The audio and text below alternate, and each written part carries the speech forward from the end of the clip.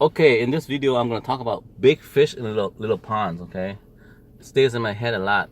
I would tell my children if they have them going to college to go to a small college instead of big university. I went to the U of M and studied at Carlson School of Management. I graduated with a degree in a BS in marketing, right? Throughout the 5 years I was there, even though I mingle and I did okay, I think I was popular and I became president of Vietnamese Student Association as a minority group. So I'm popular enough to get votes because there was election and there were competition and other people were winning and I win, and in the end I won. But throughout all that, basically I survived, but then inside I feel overwhelmed because the university was big. It's like a whole city in itself. Back then, 1980 to 1993, when I graduated, 33,000 students, including extensions. I remember at orientation, the guys that gave us the tour say, yeah, we are like third largest university in the world, behind Moscow and something else, you know. And I go, what? That's bigger than the town I'm from, you know. I'm from Lake Elmo and Stillwater, Minnesota. I go, this is big. It's like the whole city, right? And so throughout the college years, I study, and then I study under.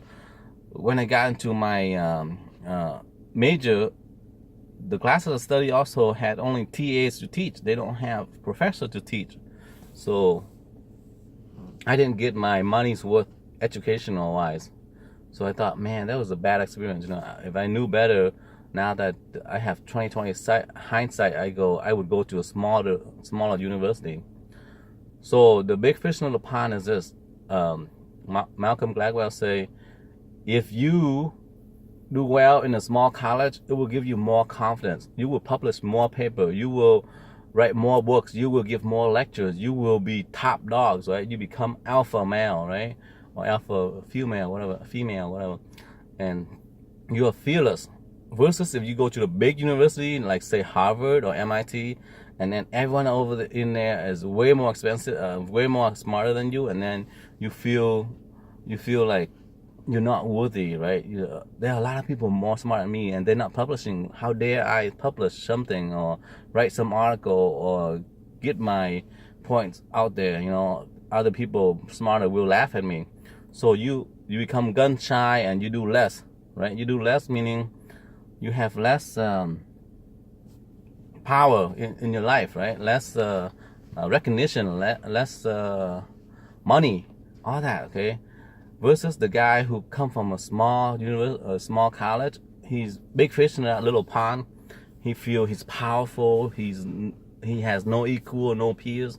Everybody's beneath him, and he can do no wrong. And so he continued to publish. And unbeknown to him, compared to the guys at Harvard or somebody big, he's like down here, the bottom 10%, and then they're the top 90%. But he doesn't care or doesn't know about them. The top 90% above him, he continued to do well, you know, money-wise and, you know, recognition-wise and fame-wise and all that.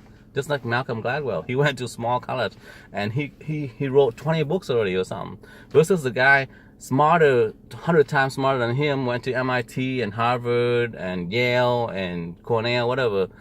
Don't dare write a paper because they feel, ooh, I'm like, I mean, this big pond, big ocean, and I'm just a small fish, and I'm not worthy.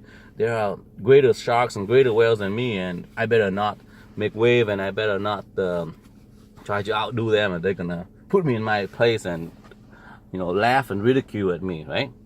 So therefore, have your children go to small colleges, and they do well or do the top of the class, and it will give them more boost, and they will do better in life, okay? Big fish in a pond, something like that. Go to small colleges, okay? Bye-bye.